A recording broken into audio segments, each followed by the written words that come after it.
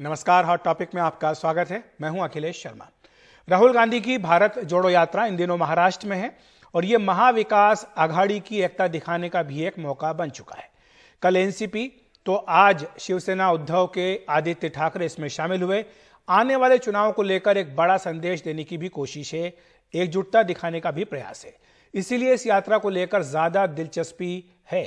और इस बीच कांग्रेस ने बीजेपी पर निशाना साधते हुए कहा कि पीएम मोदी का 4 दक्षिण भारतीय राज्यों का दौरा केवल इसी कारण हो रहा है क्योंकि राहुल गांधी की यात्रा वहां से निकली है।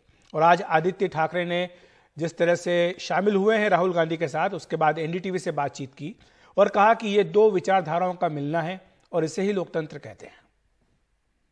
आदित्य जी, वाह, हमारे साथ आदित्य ठाकरे हैं। आदित्य जी, आप आज राहुल गांधी के साथ भारत जोड़ो यात्रा में चले हैं, क्या कुछ इसके बारे में कहेंगे? संविधान और लोकतंत्र के लिए चले हैं, संविधान और लोकतंत्र के लिए लड़ेंगे और जीतेंगे। 2 विचारधाराएं साथ में आ रही हैं। हमने महाविकास आघाड़ी जरूर देखा था, यही तो लोकतंत्र है कि 2 अलग विचारधाराएं साथ आ सकती है और काम कर सकती है। बिल्कुल। तो 2 लोकतंत्र में धाराएं साथ आई हैं और इसी को लोकतंत्र कहते हैं, ये बात कही है आदित्य ठाकरे ने। हमारे साथ विजय चोरमारे साहब हैं, वरिष्ठ पत्रकार, साथ ही आनंद दुबे जी भी जुड़ गए हैं, शिवसेना के प्रवक्ता। आप दोनों का बहुत बहुत स्वागत है। निरंजन शेट्टी बीजेपी नेता भी हमारे साथ थोड़ी देर में जुड़ेंगे। लेकिन सबसे पहले विजय जी, आपके पास आना चाहूंगा। आप किस तरह से देखते हैं कि राहुल गांधी की ये पदयात्रा महाराष्ट्र में है और कल एनसीपी के नेता जुड़े, आज आदित्य ठाकरे खुद वहां गए हैं। क्या ये केवल एक एकता दिखाने का प्रयास है महाविकास आघाड़ी का, या इससे ज्यादा भी कुछ है इसमें? जब से राहुल गांधी की भारत जोड़ो यात्रा शुरू हुई तब से एक बात की चर्चा हो रही थी कि इस यात्रा में शिवसेना और एनसीपी शामिल होगी या नहीं होगी। क्योंकि जब ये यात्रा कर्नाटक में थी तब कर्नाटक में इस यात्रा में शिवसेना के अरविंद सावंत और कुछ नेता शामिल हुए थे और हम कांग्रेस के साथ है, ये उन्होंने दिखा दिया था। मगर महाराष्ट्र में आने के बाद उनका क्या रोल रहेगा इसके बारे में संदेह था। एनसीपी के बारे में भी संदेह था कि एनसीपी के जो नेता शरद पवार है उन्होंने भारत जोड़ो यात्रा जो चल रही यात्रा का स्वागत किया था। एक अच्छा, राहुल गांधी ने अच्छा कदम उठाया है, अच्छा काम करे ऐसे बोले थे। मगर यात्रा में शामिल होने के बारे में शुरुआती के दिनों में उन्हें संदेह रखा था, मगर 10-15 दिन पहले उन्होंने स्पष्ट किया था कि एनसीपी इसमें शामिल होगी। शरद पवार इसमें खुद शामिल होने वाले थे। कल जो नांदेड़ में जनसभा हुई उसमें शामिल होने वाले थे, मगर उनकी तबीयत के कारण नहीं हुए। मगर उनके प्रदेशाध्यक्ष, आपने देखा कि प्रदेशाध्यक्ष जयंत पाटिल हो, सुप्रिया सुले हो, एमपी, वो शामिल हुए थे। और आज इसमें आदित्य ठाकरे शामिल हुए देखा है। मुझे लगता है कि महाराष्ट्र में महाविकास आघाड़ी का जो प्रयोग 2.5-3 साल पहले हुआ था, वो प्रयोग आगे ले जाने के लिए शिवसेना में फूट पड़ने के बाद और महाराष्ट्र की महाविकास आघाड़ी की सरकार गिरने के बाद ये जो महाविकास आघाड़ी का जो प्रयोग चल रहा था, उस प्रयोग के बारे में भी शंकाएं जताई जा रही थी कि आगे शिवसेना का रोल क्या रहेगा। क्योंकि एक शिवसेना का बड़ा तबका बीजेपी के साथ गया है। मगर आज भी उद्धव ठाकरे, कल जब उन्होंने संजय राउत के साथ प्रेस कॉन्फ्रेंस की तब भी बताया था कि आदित्य उसमें शामिल हो रहे हैं। उद्धव ठाकरे खुद भी इसमें शामिल होना चाहते थे, मगर उनका तबीयत, जैसे शरद पवार जी की तबीयत का प्रॉब्लम है वैसे उद्धव जी की तबीयत का प्रॉब्लम है। ये दोनों बड़े नेता अगर शामिल हो जाते तो और बड़ा इस यात्रा का कद हो जाता महाराष्ट्र में। तो मगर फिर भी उनके जो 2 नंबर के लीडर है महाराष्ट्र के प्रदेशाध्यक्ष एनसीपी के और शिवसेना के आदित्य ठाकरे, ये शामिल होने से कि महाविकास आघाड़ी का जो गठबंधन है वो गठबंधन की मजबूती तो लोगों के सामने आ गई है। और मुझे लगता है कि महाविकास आघाड़ी का आगे का रास्ता यही रहेगा। बीजेपी और एकनाथ शिंदे के गुट के खिलाफ एकजुट के साथ लड़ने का उन्होंने जो इस यात्रा के साथ आगाज किया है। आनंद जी, आपसे समझना चाहेंगे कि वैसे तो जो गठबंधन होता है वो सत्ता में आने के लिए होता है, जब विपक्ष में होते हैं ये पार्टियां तब वो कोई गठबंधन ज्यादा महत्व नहीं रखता है। लेकिन ऐसा लग रहा है कि महाविकास आघाड़ी को लेकर के तीनों ही जो पार्टियां हैं वो गंभीर दिखाई दे रही हैं और ये संदेश देना चाहते हैं कि एकजुट हैं, कहीं भी किसी तरह कोई मतभेद नहीं है, चाहे वो किसी पद को लेकर हो या फिर बाद में सीटों के बंटवारे को लेकर हो। बिल्कुल मतभेद नहीं है।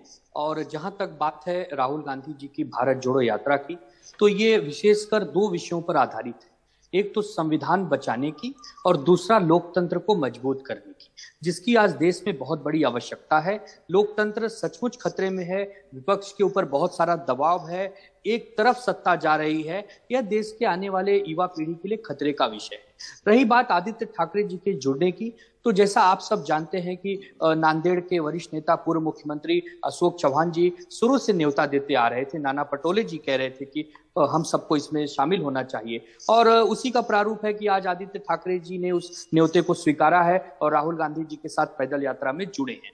और रही बात गांधी परिवार और शिवसेना की, तो आपको याद दिला दूं कि समय समय पर जब जब कांग्रेस ने मदद मांगी है, शिवसेना ने उन्हें मदद करने का काम किया है, चाहे प्रतिभाताई पाटिल जी के उम्मीदवारी पर रहा हो, चाहे प्रणव दादा मुखर्जी जी के राष्ट्रपति की उम्मीदवारी पर रहा हो, हमेशा हमने हिस्सा लिया है। और इंदिरा जी और बाला साहब ठाकरे जी के भी संबंध राजनीति में हमेशा मधुर रहे हैं।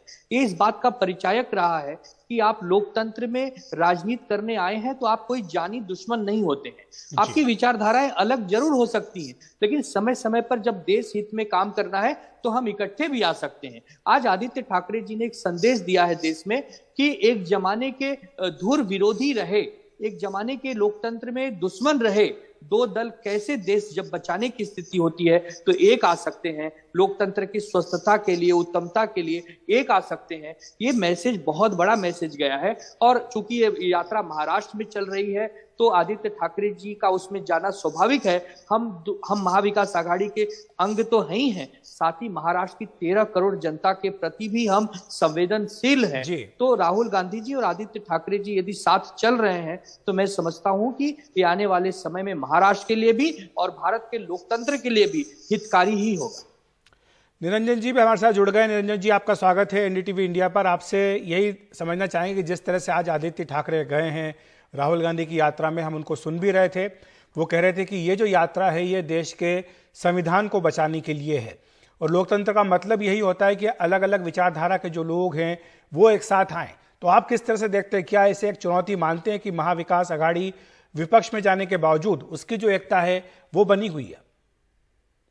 नहीं, देखिए अखिलेश जी, जहां तक मेरा मानना है, मैं शुभकामना देना चाहता हूं इनके जो नेतृत्व है वो भारत जोड़ो यात्रा में जाएं या भारत तोड़ो यात्रा में जाएं, उनको शुभकामना है। और जहां तक कांग्रेस की मैं बात करूं तो मैं इतना ही कहना चाहूंगा कि आपको स्वयं को पता है कि किस प्रकार से एक डूबते को तिनके का सहारा, मैं ये कहना चाहूंगा कि आज यदि राहुल गांधी जी को किसी तिनके का सहारा मिल रहा होगा तो मुझे लगता है वो आदित्य ठाकरे जी के माध्यम से मिल रहा होगा। और आपने तो देखा होगा कि पिछले कुछ महीनों से किस प्रकार से कांग्रेस में अंदरूनी नाराजगी चल रही थी और किस प्रकार से कपिल सिब्बल जी होंगे या अन्य उनके जो लीडर जो लोग होंगे वहां पर कितने नाराज है, और उस कारण से कहीं ना कहीं इस यात्रा का प्रारंभ इन्होंने किया होगा। तो हमको पता है कि भारत जोड़ो यात्रा नहीं, ये कांग्रेस जोड़ो यात्रा है।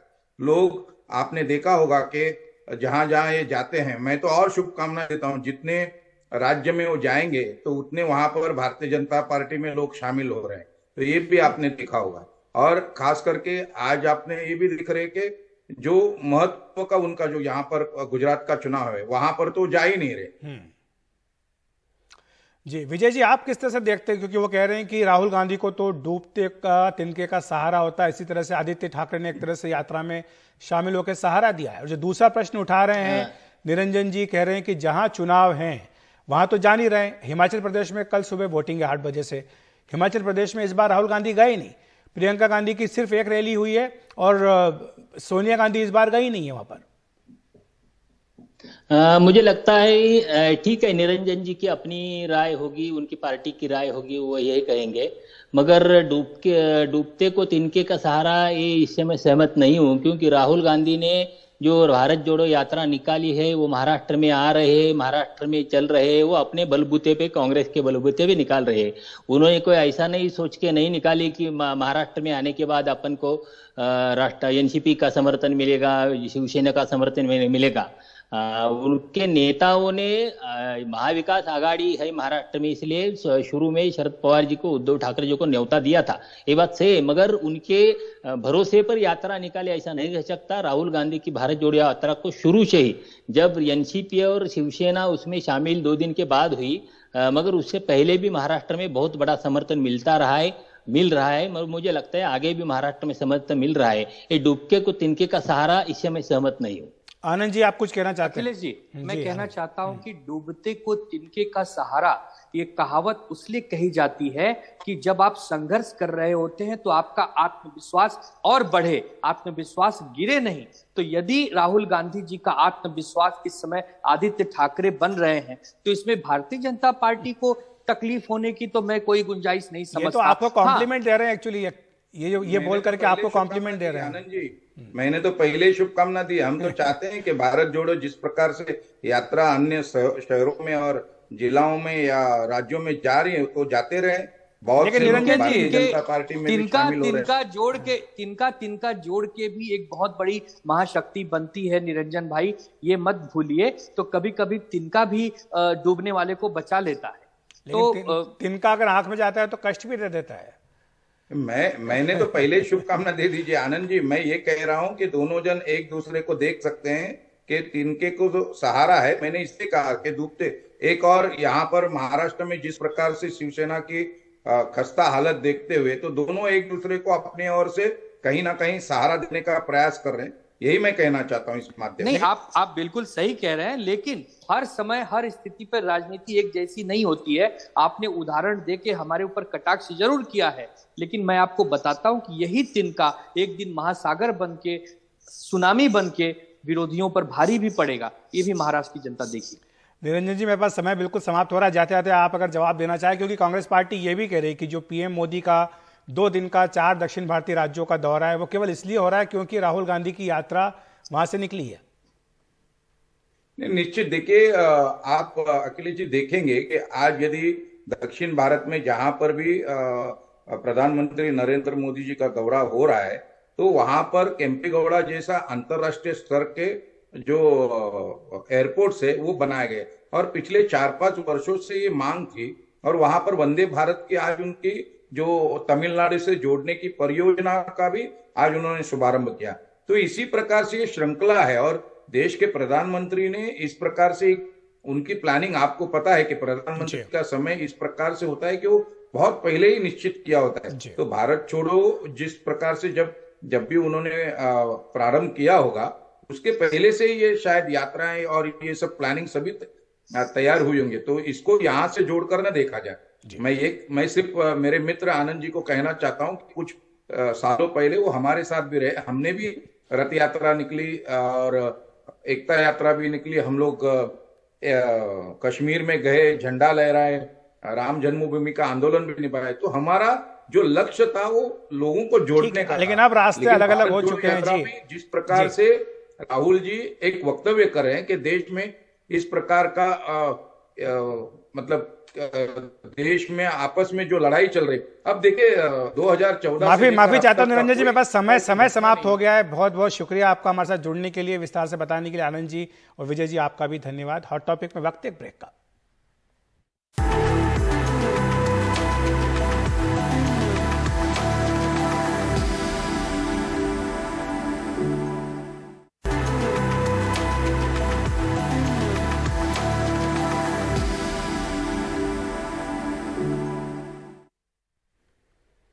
गुजरात में 1 दिसंबर को होने वाले पहले दौर के चुनाव के लिए बीजेपी ने 40 स्टार प्रचारकों की सूची आज जारी की। खास बात यह कि संसदीय बोर्ड और केंद्रीय चुनाव समिति से हटाए गए नितिन गडकरी भी स्टार प्रचारकों में शामिल हैं। एक नजर डालते हैं कुछ बड़े चेहरों पर जिन्हें इस सूची में जगह दी गई है। प्रधानमंत्री नरेंद्र मोदी हैं, जेपी नड्डा पार्टी के अध्यक्ष, गृह मंत्री अमित शाह, परिवहन मंत्री नितिन गडकरी भी इस सूची में शामिल किए गए हैं। इसके अलावा गुजरात के मुख्यमंत्री भूपेंद्र पटेल, गुजरात बीजेपी के अध्यक्ष CR पाटिल, इसके अलावा मुख्यमंत्रियों की अगर फहरिस्त देखें तो योगी आदित्यनाथ, शिवराज सिंह चौहान, हेमंतो बिस्व शर्मा और देवेंद्र फडणवीस उप मुख्यमंत्री महाराष्ट्र को शामिल किया गया है। इसके अलावा विजय रूपाणी पूर्व मुख्यमंत्री गुजरात को भी जगह दी गई है और वहीं नितिन पटेल पूर्व उप मुख्यमंत्री गुजरात को भी जगह मिली है। दोनों ने ही चुनाव लड़ने से इनकार कर दिया था, इसके बाद इन्हें टिकट नहीं मिला है। केंद्रीय मंत्रियों की फहरिस्त में स्मृति ईरानी, धर्मेंद्र प्रधान, भूपेंद्र यादव, मनसुख मंडाविया के नाम शामिल किए गए हैं। पुरुषोत्तम रूपाला, अर्जुन मुंडा को भी सूची में जगह दी गई है। इसके अलावा भोजपुरी गायक और पार्टी के नेता सांसद मनोज तिवारी, रवि किशन और दिनेश लाल यादव निरहुआ को भी स्टार प्रचारक बनाया गया है। फिल्मी सितारों की बात करें तो हेमा मालिनी और परेश रावल भी गुजरात में बीजेपी के लिए वोट मांगते हुए नजर आएंगे। तो हॉट टॉपिक में इतना ही। नमस्कार।